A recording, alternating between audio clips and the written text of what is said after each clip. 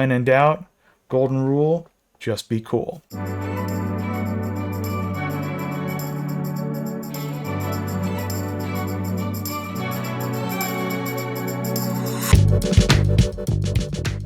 Hail sorcerers, Rude here, and welcome back to the archives. Today is one of my favorite days, and that is a rules update.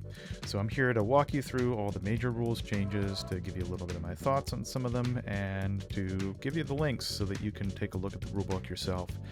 So I'm really excited because today is the upcoming changes for Arthurian Legends rules update. So I'll place the link to the direct sorcery website in the description below.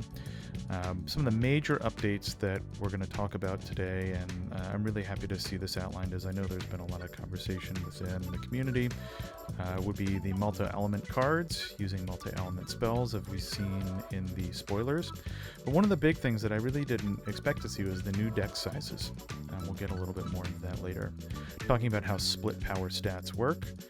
Lance as an incredible token that we're going to be getting for some of our cards, and if you haven't seen the Lance token before, you can check out a link to the video that I did spoiling and revealing the Weightless Squire in the description below.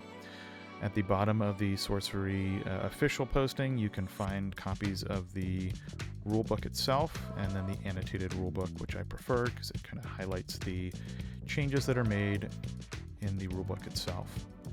So some key points, if you want to skip to the major changes yourself, on pages 18, 23, and 26, we'll see some major rule changes.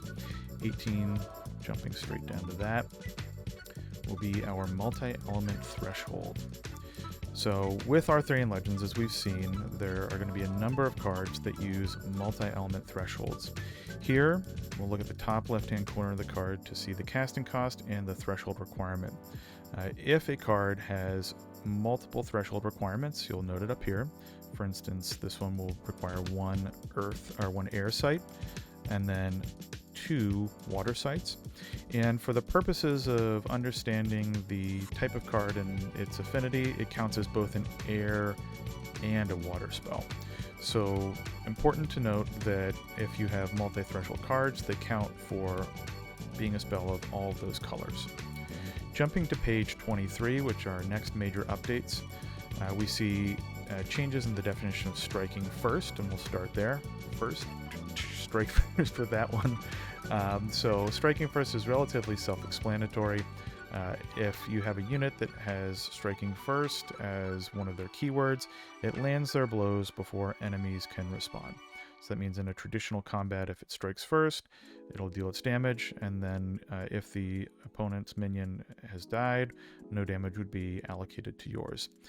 If both minions or multiple minions have strike first, they will both strike at the same time, and if there are minions that have strike first on both sides and maybe one that doesn't, if the unit survives that doesn't have strike first, it would then finally make their attack after all those other strike first attacks had resolved. Minions with split power is also a new type of card in Arthurian Legends, and I'm really excited to see how this unfolds. So some minions have their power split into an offensive value, which is attack power, as well as a defensive value known as defensive power. So when you're attacking, you will use the offensive attack power stat. When you're defending, you will use the defensive power stat. But one of the things that's really exciting for me is that cards that modify a unit's power, so here we see the example of overpower, will increase both attack and defense. I think that's phenomenal, really increasing the utility of that card. Jumping to page 26. This is a huge change. This isn't one that I kind of expected to see coming down the pike. I would love to hear everyone's thoughts on the changes to the required amount of cards in your Atlas and Spellbook. It was posted earlier today that the goal in the future is to get up to about 40 cards in the Atlas and 60 cards in the Spellbook. Because we're relatively early in the game's life cycle and we have a limited card pool, they're kind of easing towards those changes and have updated this new Arthurian Legends rulebook to include at least 30 site cards and at least 50 spell cards. I think this is probably one of the biggest changes in the rulebook, and would love to hear your thoughts about the changes in deck size in the comments below. I think it's exciting because it'll allow you to build more expansive decks, but I do think that the tournament-focused decks, especially the ones that I play a lot, the consistency is so important. So I'm interested to see how this will change gameplay, and really excited to give it a try.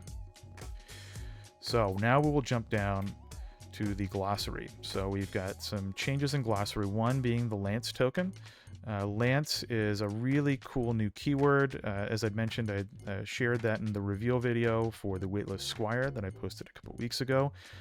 Check it out if you haven't seen the Lance token and want a more in-depth analysis of how Lance might be used and how the ability is actually quite powerful. So the Lanced token is actually an artifact, and that's really important to note. It's an artifact that can be picked up, dropped, stolen, just like all the other artifacts, which means you can have a lance and drop it off with one of your other units and pick it up with that one. The lance itself grants first strike for the first attack, and it deals an extra damage point for that. Following that, the lance breaks. So I think that it's going to be a really powerful card, and I'm really excited to see how that plays out in gameplay. Finally, one of the other things that I think is important is on page 35. We've already talked about strikes first above, so we won't get into this. But kind of an update to the strongest, stronger, strongest, weaker, and weakest definitions. Down here, this is one that I think is important to note. When we're now comparing a minion with split power, you add the two power values and then divide that in half to determine their comparative value. So if you have a card that requires you to choose, for instance, the Clamor of Harpies, right? You're going to add the two powers together and divide it in half, and that'll allow you to kind of use those new Arthurian Legends cards with cards that maybe were present in alpha and beta.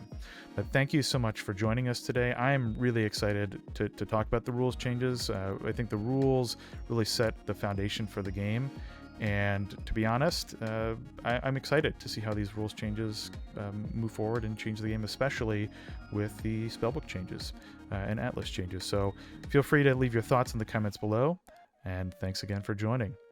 See you in the contested realms.